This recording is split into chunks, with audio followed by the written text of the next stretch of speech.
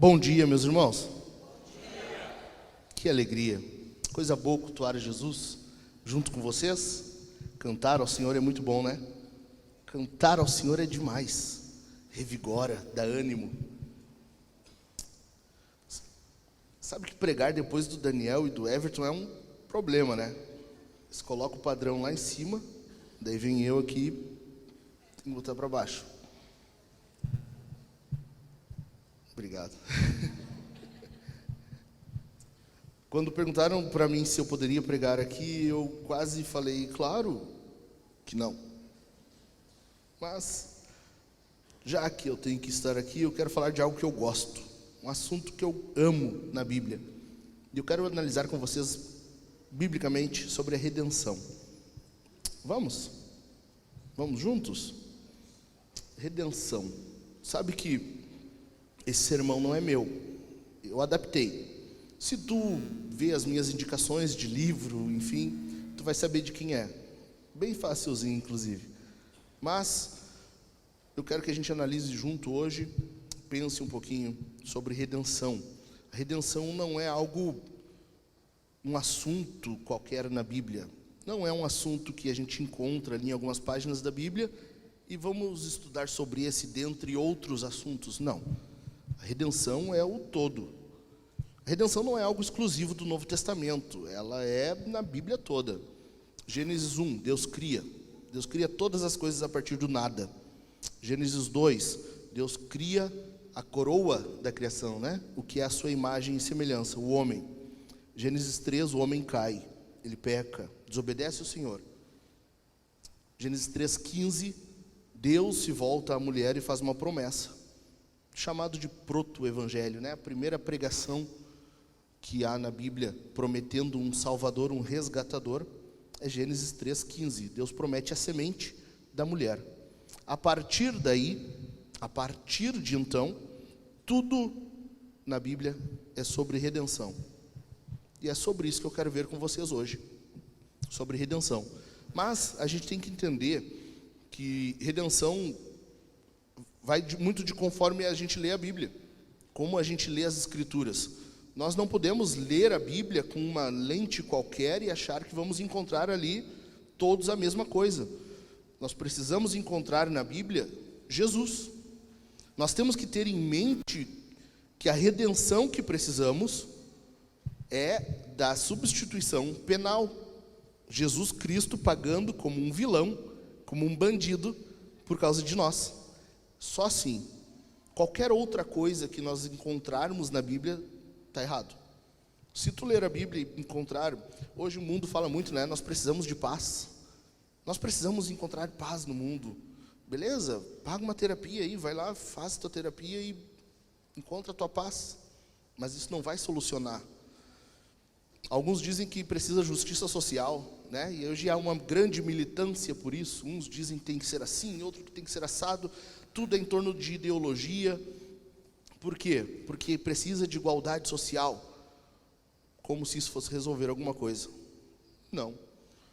Alguns outros vão dizer que precisa de educação. Não, quando o mundo tiver mais educação, mais informação, essa é a solução para os problemas. Não, também não. O que nós precisamos entender é que conforme a gente lê a Escritura, como nós entendemos a redenção que a gente precisa, se nós mudarmos isso, nós mudamos a natureza do Redentor. Deixa eu dar um exemplo. Estou na minha cama dormindo e a Su me chama, Caco, Caco. Meu apelido é Caco, para quem não sabe. Caco, cheiro de fumaça, está dando uns estalos, cheiro de fumaça, o que está acontecendo? Eu me levanto rapidamente e mando ela ligar para os bombeiros, porque a salvação que nós precisamos naquele momento exige um redentor apropriado, um salvador apropriado. Estão entendendo? Digamos que nós estejamos dormindo e a Su me chama, Caco, Caco, alguém arrombou a porta e está invadindo nossa casa. Eu mando ela ligar rapidamente para a ambulância.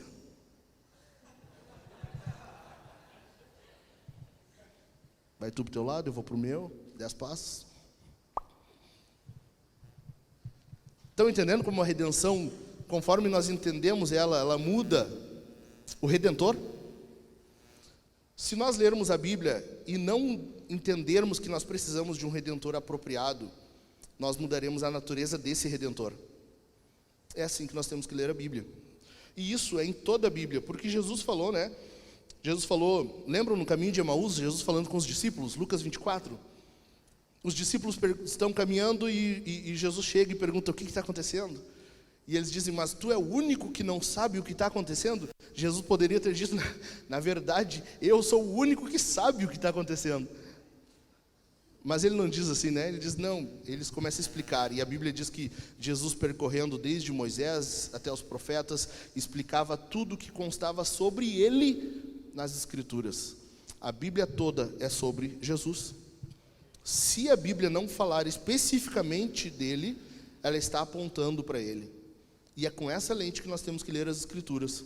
É com esse olhar que nós temos que ver. E é pensando nisso que eu quero que hoje nós analisemos uma passagem bem conhecida do Antigo Testamento, para a gente ver duas coisas. A primeira delas é como nós estamos acostumados a ler a Bíblia. Para você ver comigo como nós estamos habituados a ler a Bíblia de uma forma não tão correta. E a segunda é que nessa passagem conhecida do Antigo Testamento, nós encontremos ali Jesus em toda a sua glória, em todo o seu esplendor. Vamos ler a Bíblia? Vamos? Abre comigo a tua Bíblia então, Gênesis. Então eu quero, enquanto tu abre a tua Bíblia aí, Gênesis 41, eu quero que tu grave isso aqui, ó. As Escrituras são sobre Jesus, e somente assim devemos lê-las. As Escrituras são sobre Jesus, e somente assim é que nós devemos lê-las. Tu pegou isso aqui, tu entendeu o sermão. Pegou isso, guardou contigo, já estou satisfeito, tu entendeu. Ótimo, vamos lá? Gênesis 41, abre comigo aí. Nós vamos ler por partes, a partir do verso 37. Leia comigo. Gênesis 41, verso 37. O conselho agradou a Faraó e a todos os seus oficiais. Então Faraó perguntou aos seus oficiais, será que poderíamos achar alguém melhor do que José, um homem em quem está o Espírito de Deus? Depois Faraó disse a José, visto que Deus revelou tudo isto a você, não há ninguém tão ajuizado e sábio como você. Você será o administrador da minha casa, e todo o meu povo obedecerá a sua palavra. Um parêntese aqui, administrador aqui é o mesmo que quando José está falando para a esposa de Potifar, que ele era o mordomo da casa. Lembram?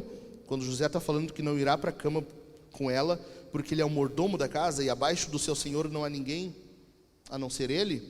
Lembram? É a mesma coisa. Ou seja, José, ele continua sendo servo. Ele continua um escravo. Tá? Pegou? Vamos adiante. Você será o administrador da minha casa, e todo o meu povo obedecerá a sua palavra. Somente no trono eu serei maior do que você. Verso 41. E Faraó disse mais a José, eis que eu o constituo autoridade sobre toda a terra do Egito. Até aqui por enquanto. José chega diante de Faraó. Ele está diante do maior rei da época, diante do Faraó.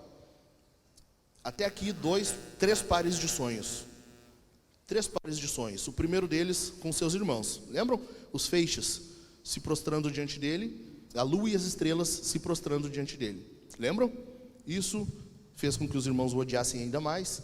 Ele vai para a cisterna, da cisterna ele é vendido como escravo e vai para a casa de Potifar.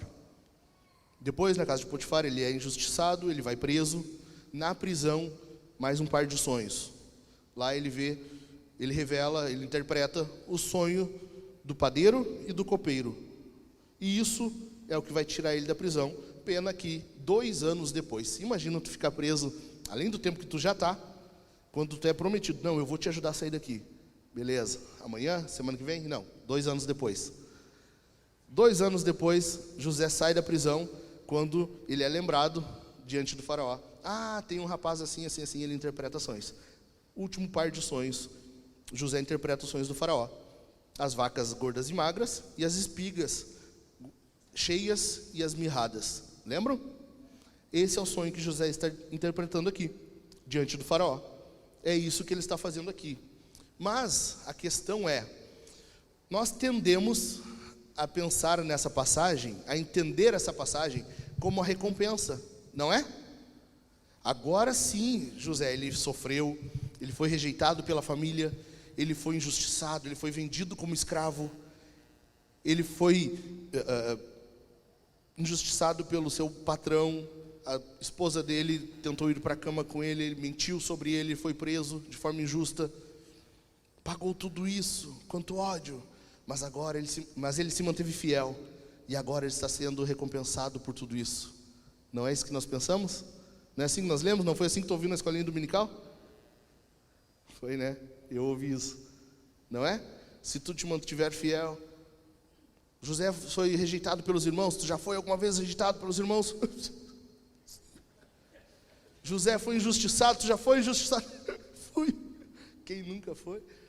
José foi maltratado. Você já foi alguma vez maltratado?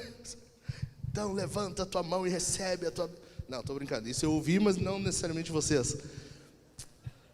Não é assim que nós vemos? Não é assim? É isso que nós pensamos, que José agora está sendo recompensado. Agora é o pagamento por tudo que ele sofreu. Sério? É assim mesmo? Eu acho que não. E eu quero mostrar para vocês isso. Vamos lá? Deixa eu tentar. Ah, ótimo, coisa boa. Esse pessoal é muito proativo. Então, por que Gênesis 41 está na Bíblia? Por que ele é sobre o Redentor e não sobre recompensa? Por que este capítulo que nós lemos aqui, essa passagem, está aqui na Bíblia? E por que ela não é sobre José sendo recompensado por tudo que ele sofreu? Por que não é sobre José recebendo agora toda a injustiça, todos os benefícios daquilo que ele sofreu? Vamos ver por quê? Em primeiro lugar, vamos ler, aliás, em primeiro lugar, José era do povo da aliança. Alguns anos antes, José tinha um bisavô, o biso, Abraão. Deus chama Abraão e faz uma promessa a ele. Aquela mesma promessa da mulher, ela é ampliada e agora Abraão recebe uma promessa, uma aliança. E Deus promete que nessa aliança, a sua família, o seu povo, receberia 3 coisas: terra, semente e a bênção para as nações. Pegou? Tudo certo? Essa é a promessa para Abraão, a aliança que Deus faz com Abraão. Mas tu percebe aqui Deus prometendo para Abraão que a família dele, que o povo dele serviria a um rei pagão? Não, né? Nós não vemos isso. Nós não vemos isso acontecendo aqui na promessa que Deus faz para Abraão. É por isso, esse é um dos porquês, que essa não é a razão de Gênesis 41 ser sobre recompensa. É o que está acontecendo aqui. José serve a um rei pagão. Ele está servindo a um rei pagão, a um rei que só por existir é uma blasfêmia contra Deus, o Senhor. Porque, não sei se você sabe, Faraó, ele se denominava Deus. Faraó, ele entendia-se a si mesmo como Deus. O fato de ele respirar já era uma blasfêmia contra o Senhor. E esse rei está dizendo para um filho da aliança: ei, vem cá, agora eu sou Deus na tua vida, tu me serve, tu vai fazer o que eu mandar. Não fecha, né? Não fecha com a aliança que Deus faz com Abraão. Não está fechando. O que acontece? José sonhou com os irmãos, José sonhou com o que aconteceria. Pode passar, por favor? Versículos 41 a 44, vamos ler. E Faraó disse mais a José: eis que eu constituo autoridade sobre toda a terra do Egito. Então Faraó tirou o seu anel sinete da mão e o pôs no dedo de José. Mandou que o vestissem com roupas de linho fino e lhe pôs no pescoço um colar de ouro. E o fez subir na sua segunda carruagem. E clamavam, na sua segunda carruagem, seria mais ou menos para nós hoje um BMW, alguma coisa assim, tá? Alguns vão achar que é um Jaguar. Há discussão sobre isso. Vamos adiante. E o fez subir na sua segunda carruagem e clamavam diante dele: inclinem-se todos. Algumas traduções mais antigas diziam: dobrem os seus joelhos. Inclinem-se todos. Desse modo, deu-lhe autoridade sobre toda a terra do Egito. Disse ainda Faraó a José: eu sou Faraó, mas sem a sua ordem ninguém poderá fazer nada em toda a terra do Egito. Perceba comigo, há uma referência aqui sobre dobrar os joelhos intencional, não foi sem querer. Há uma referência aqui de forma bem intencional: dobrem os seus joelhos. José tinha sonhado com isso tempo atrás. Ele sonhou, e ele diz para os seus irmãos que tinha sonhado, e ele revela o sonho, e ele fala o que acontece, e os seus irmãos pretendem matá-lo. Só que lembra que não é algo figurado. Eles pretendem matar José, não, vou te matar de cosquinhas, vou fazer cócegas até você morrer. Não é isso, é matar. Os irmãos de José eram assassinos, lembra Gênesis 34? Siquém, os irmãos dele vão e matam um povoado inteiro. Eles eram assassinos, eles poderiam muito bem matá-lo, e eles intencionaram isso, quiseram matá-lo. A família de José não quis. José vai para o Egito, e lá o povo se dobra os seus joelhos diante dele. Lá sim, o povo pagão, o povo ímpio, se prostra diante de José. É isso que está acontecendo aqui. É isso que está acontecendo aqui. Eles acolheram José, eles se prostraram diante de José, porque José agora serve a um rei pagão, ele tem riqueza pagã, ele tem poder pagão. Não é isso que a Bíblia está mostrando para nós? José agora ele recebeu tudo isso. Ele tem um rei pagão, riqueza, poder. A Bíblia fala sobre isso, né? Jesus falando sobre riqueza e poder. Sobre riqueza ele diz que onde está o teu tesouro estará o teu coração. É mais fácil é mais fácil um camelo passar no fundo de uma agulha do que o rico entrar no reino dos céus. E sobre o poder, Jesus mostrou como é o verdadeiro poder. Ele se dobrou e lavou os pés dos discípulos. E José tem exatamente o contrário disso aqui. Ele está cheio de riqueza e poder agora. Tudo que ele quiser fazer, ele pode. Ele serve a um rei pagão, ele tem riqueza pagã, ele tem poder pagão. Pode passar. Adiante. Mais do que isso, ele tem uma identidade, não só um nome ele recebe. Verso 45. E Faraó chamou José de Zafenate Paneia. José recebe um nome pagão. José tem o nome dele mudado. Não é mais José, agora é Zafenate Paneia. Não é só um nome. José está recebendo uma identidade pagã. Ele está recebendo toda uma característica pagã. Por que quando nós lemos isso, nós achamos que é recompensa? Agora José está recebendo a recompensa de tudo que ele sofreu. E por que quando nós lemos Daniel, nós achamos que Daniel é piedoso por não querer isso? Porque quando nós lemos Daniel, é isso que acontece. Ele está diante de um rei pagão, mas ele não quer. Ele não se contém com os manjares do rei. Ele come vegetais, ele bebe água só. Daniel é muito piedoso. Mas como? Mas então ele não leu direito a história de José? Não é? Não é isso? Então ele não leu direito. Se Daniel tivesse lido direito, ele saberia que agora é a oportunidade, agora é a recompensa. Se Daniel tivesse lido como nós lemos a história de José, Ele saberia que agora é o momento de ele aproveitar, é a oportunidade. Vai lá, Daniel, Deus está te dando uma oportunidade. Não é isso? Daniel não pensava assim. José não pensava assim. Adiante, versículo 45. E lhe deu por mulher Asenate, filha de Potífera, sacerdote de On, um dos maiores sacerdotes, um dos maiores sacerdócios do Egito. E José percorreu toda a terra do Egito. José agora tem uma esposa pagã. Veja bem, ele estava na terra prometida com o pai dele, a família da aliança. Ele estava usufruindo as primícias da promessa, quando de repente ele é tirado de lá. Ele é literalmente arrebatado e ele vai para um povo pagão, no meio de uma sociedade totalmente ímpia. Ele serve agora um rei pagão, ele tem riqueza pagã, ele tem poder pagão, ele tem uma esposa pagã, ele tem nome, uma identidade pagã.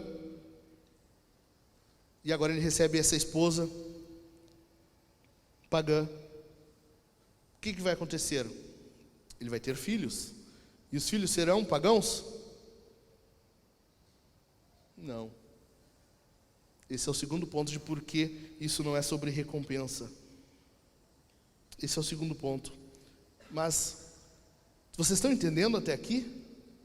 Estão entendendo? Estão vendo como a história de José não é exatamente como nós lemos? Por que nós achamos que é sobre recompensa, então? Por que nós pensamos, agora José está recebendo devidamente pelas injustiças que sofreu, e nós dizemos, crianças, venham, olhem José, vocês podem ter isso. E na escolinha dominical nós ensinamos isso, crianças, olhem, aprendam, José está sendo recompensado, vão, façam igual. Aí nós achamos ruim quando a criança cresce, vai para o mundo, dá sua vida numa empresa, casa com uma mulher de fora da aliança, tem seus filhos e passa a viver sua vida distante do Senhor, e nós achamos ruim. Daí vamos reclamar para o pastor, o que está acontecendo? Meu filho não quer saber de Deus. Ele aprendeu aqui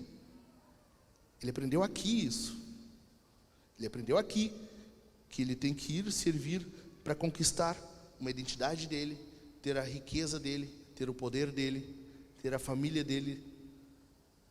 Foi isso que ele aprendeu. E se nós acharmos ruim, falarmos, ei, tu entendeu tudo errado, ele volta domingo que vem, vai na escolinha dominical e mostra, não, mas olha lá, estão ensinando isso. É isso que estão ensinando. Estão entendendo como não é assim? Segundo ponto, os nomes, eu passo aqui, vamos ler aí, verso 50, vamos ler.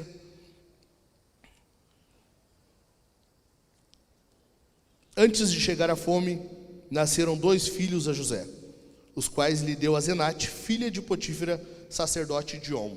E nós pensamos, agora ele tem a vida dele no Egito, ele só quer saber daquilo agora eu estou aqui, eu vou viver isso aqui. Agora eu estou aqui, não quiseram saber de mim, beleza, sigam eles a vida deles, eu sigo a minha. Vou servir aqui o meu reizinho, pagãozinho, tenho a minha riqueza, meu poder, tenho a minha esposa, vou ter meus filhos aqui, e era isso, a minha vida agora é aqui. Será que é isso? Vamos ver o nome dos filhos? José dá nomes hebreus aos filhos. José não dá nomes egípcios, nomes pagãos, nomes ímpios para os filhos. Mas se ele acha que ali agora é a vida dele, por que ele faz isso? Nomes hebreus para os filhos. Porque ele continua achando que ele é do povo da aliança. Ele continua achando isso. Ele está dizendo, sabe o que? Quando ele olha para o povo egípcio, e ele dá nomes hebreus para os filhos. Ei, Egito, eu não sou um de vocês. Eu continuo fazendo parte do povo da aliança. Ei, pagão, olha aqui. Eu estou aqui, mas eu não sou de vocês. Eu estou aqui, mas eu não sou daqui. É isso que José está fazendo. Ele está diante de todo o Egito, ele é o segundo em poder. E ele pega os filhinhos dele e dá nomes hebreus. Vamos ver o primeiro deles? Está no verso 51. Ao primogênito, José chamou de Manassés, pois disse: Deus me fez esquecer todo o meu trabalho e toda a casa de meu pai. Manassés significa esquecimento. E aqui nós achamos, né? José esqueceu a casa do pai. Ele esqueceu. Agora José está seguindo, ele está dizendo, bola para frente. O que passou, passou, azar, deixa eles para lá. Não. Manassés não quer dizer que ele esqueceu da casa do pai dele, da família do pai dele, da terra do pai dele.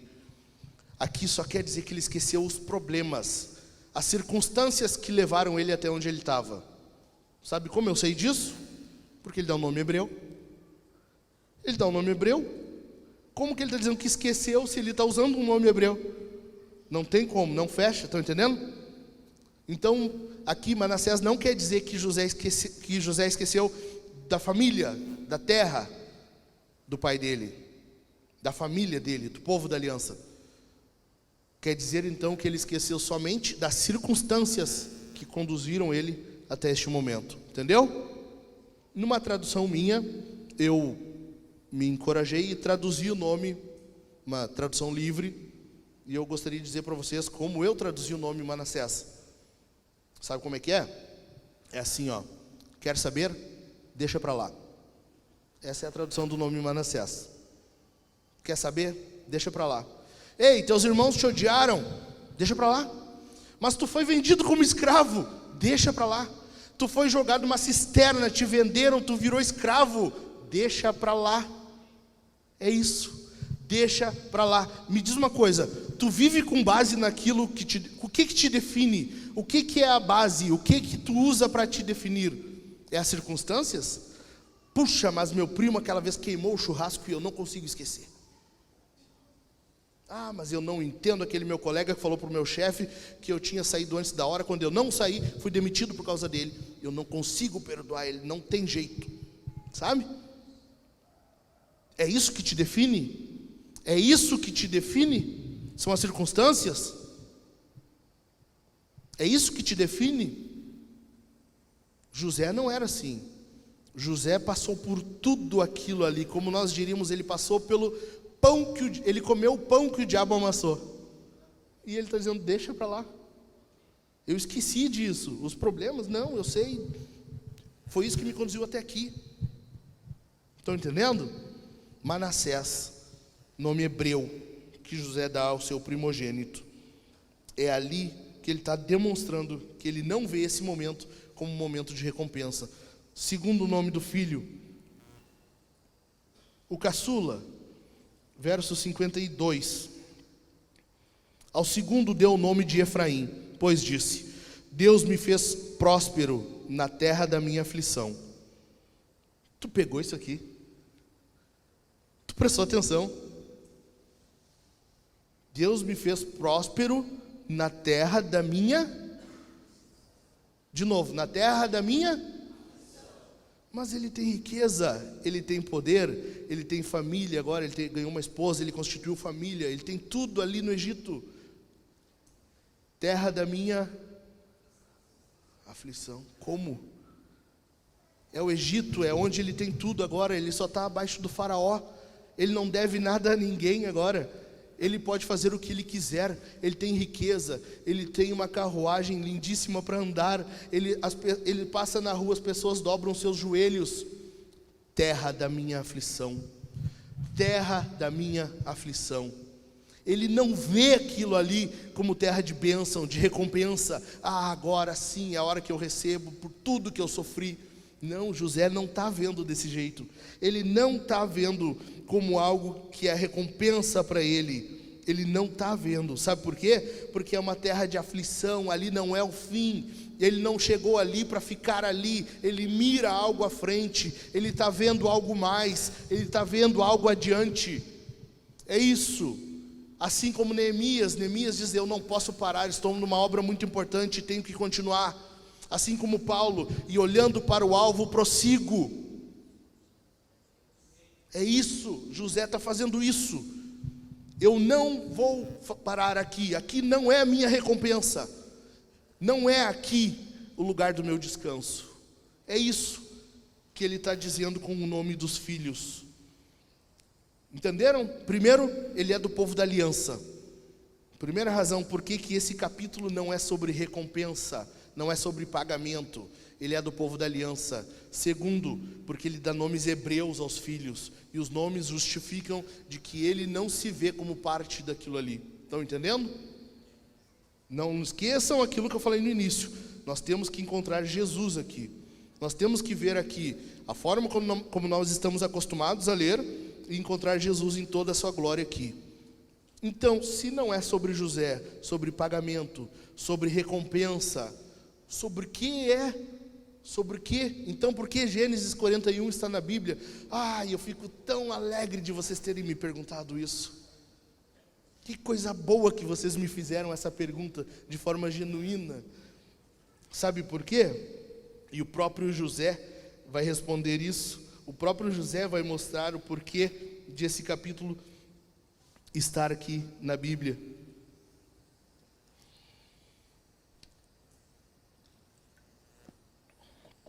Quando José se depara com os irmãos dele, os irmãos voltam, e ele se depara e ele não suporta mais, ele não aguenta mais, e ele tem que se revelar. Ele está chorando e ele está esmagado por dentro, e ele está dizendo: ei, eu sou José. Mas ele não diz assim: peguei vocês, agora vocês vão me pagar.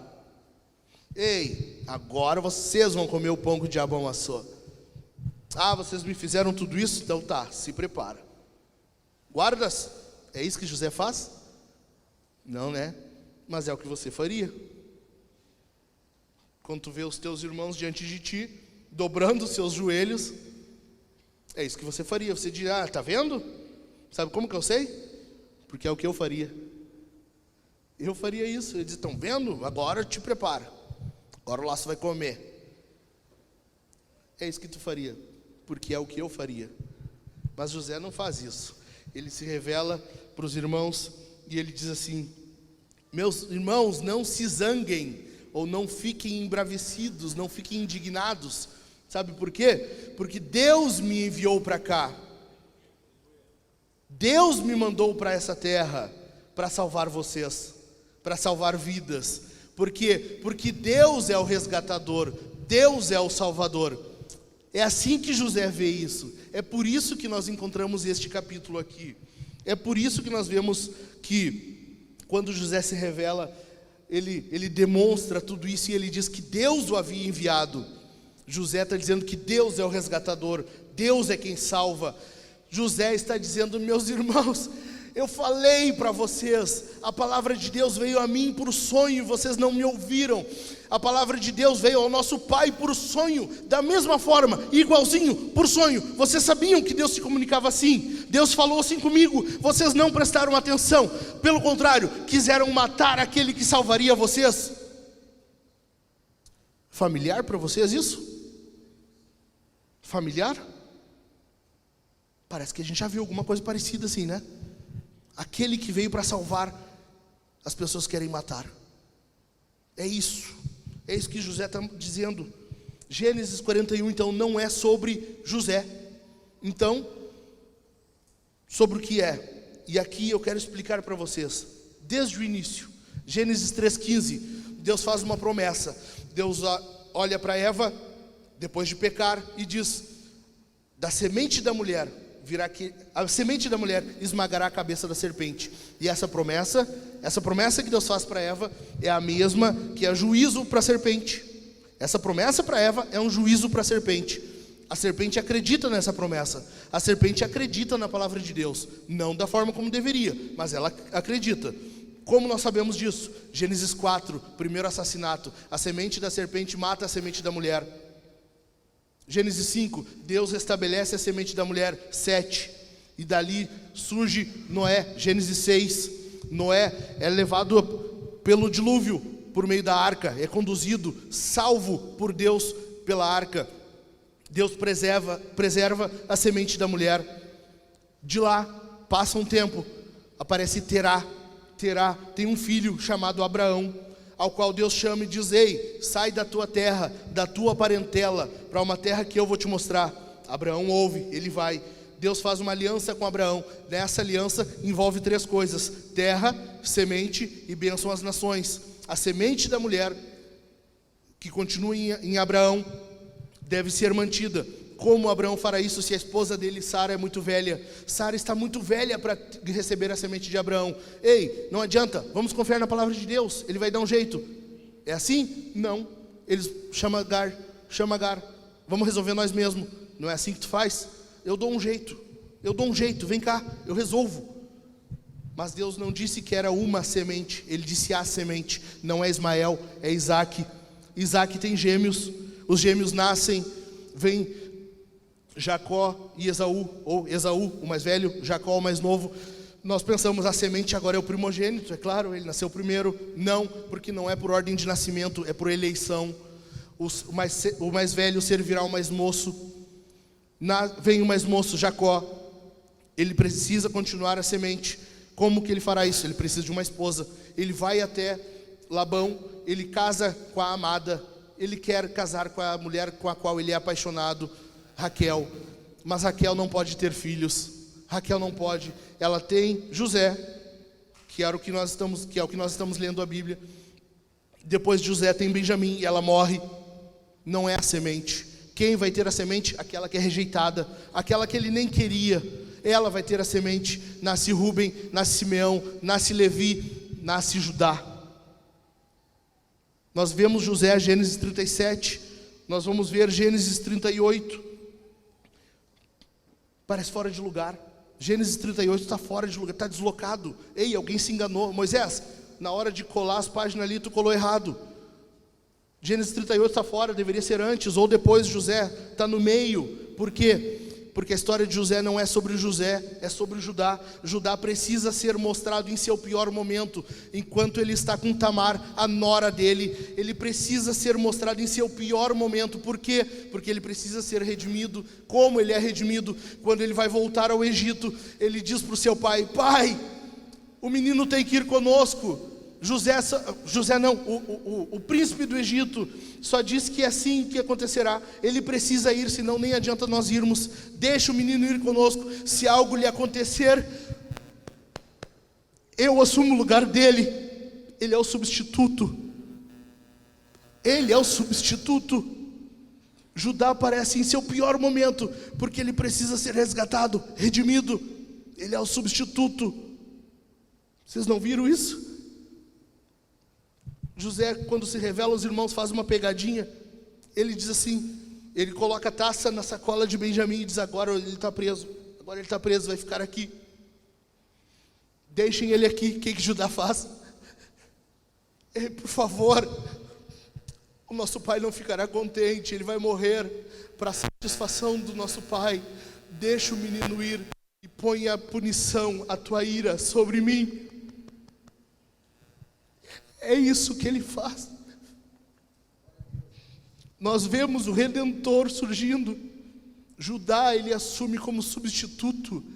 Depois, passam-se gerações, vem Davi. Judá tem um filho chamado Davi. Davi nasce, ele assume a posição de substituto. Ele assume o lugar do povo de Deus e vai enfrentar um gigante. Ele vence esse gigante. Ele se coloca diante do povo. E ele está dizendo: se eu te vencer, vocês nos servirão. Se você me derrotar, nós serviremos a você. Ele vence o gigante. O povo de Deus é liberto. Você não está vendo isso? Anos se passam. Anos se passam. Davi tem um filho, Jesus, o leão da tribo de Judá. É a semente da mulher. Jesus se coloca como substituto do seu povo. Jesus se apresenta e diz: deixa para mim, para a satisfação do Pai, deixa a ira comigo, coloca sobre mim, eu sou o resgatador. A semente da mulher. Quando Jesus nasce, você já percebeu que o Novo Testamento começa com uma genealogia? Já percebeu aquela genealogia que tu acha chata, tu não gosta de ler, tu tenta pular ela, sabe? Sabe o que é essa genealogia? É Deus gritando, é Deus dizendo: ei, eu cumpri a minha promessa lá de Gênesis 3,15. A semente da mulher está aí. É Deus mostrando que aquela promessa está sendo cumprida. Gênesis 41 não é sobre José, não é sobre recompensa, não é sobre você, não é sobre mim, é sobre Jesus. É assim que nós temos que ler a Bíblia. Entenderam? Entenderam? Algumas coisas que eu quero ver com vocês, então, como nós vivemos, como nós vamos aprender lendo a Bíblia, vivendo. Em primeiro lugar, nós temos que crer que Deus tem um plano maior e infalível. Deus tem um plano. A história não é sobre José, a história não é sobre Judá, a história não é sobre você, a história não é sobre mim. A história é sobre Jesus, o plano dele é maior. A Bíblia é sobre redenção. A Bíblia é sobre redenção. Está pegando fogo, nós precisamos de um resgatador apropriado. Entenderam? É assim que nós temos que entender. É assim que nós temos que ler a Bíblia e viver com base nisso. Segundo lugar, entendendo que isso não é sobre nós, é tudo sobre o Redentor. Em terceiro lugar, confiando que a nossa vida faz parte dessa história maior. A gente não teria como resgatar a nós mesmos. O resgatador veio porque você e eu não conseguimos solucionar nada disso.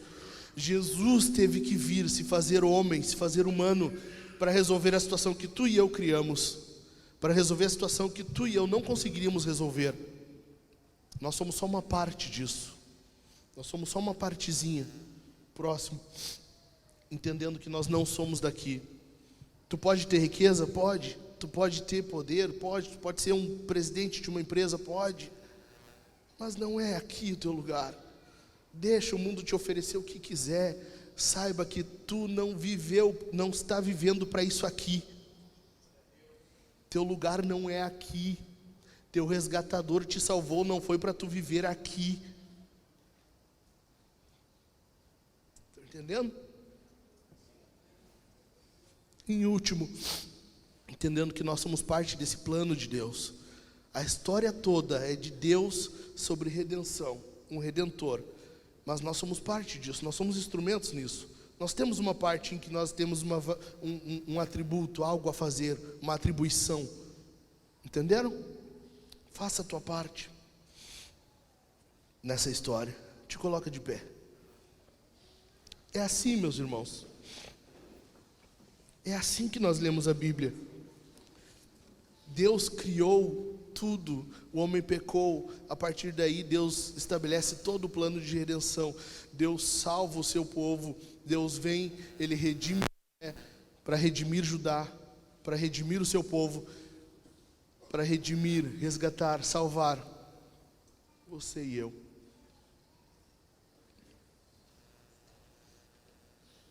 Amém? Lembre-se disso quando for ler a Bíblia. Lembre disso quando chegar numa passagem e tu disser: ah, tá chato. Sabe, aqueles momentos que tu vai ler a Bíblia e tu diz: tá chato, hoje tá chato. Entenderam? Amém? Eu amo falar sobre redenção, sabe por quê? Porque sobre redenção nós estamos falando sobre Jesus. É tudo sobre Jesus. É tudo, tudo, tudo sobre Jesus. Eu amo esse nome. Eu sou apaixonado por esse nome. Sabe por quê? Porque Ele assumiu o meu lugar. Se dependesse de mim, eu estava perdido. Se dependesse de ti, tu estava perdido. Eu amo esse nome. Eu amo Jesus. Porque eu sei que é só por Ele que eu tenho um lugar garantido lá em cima.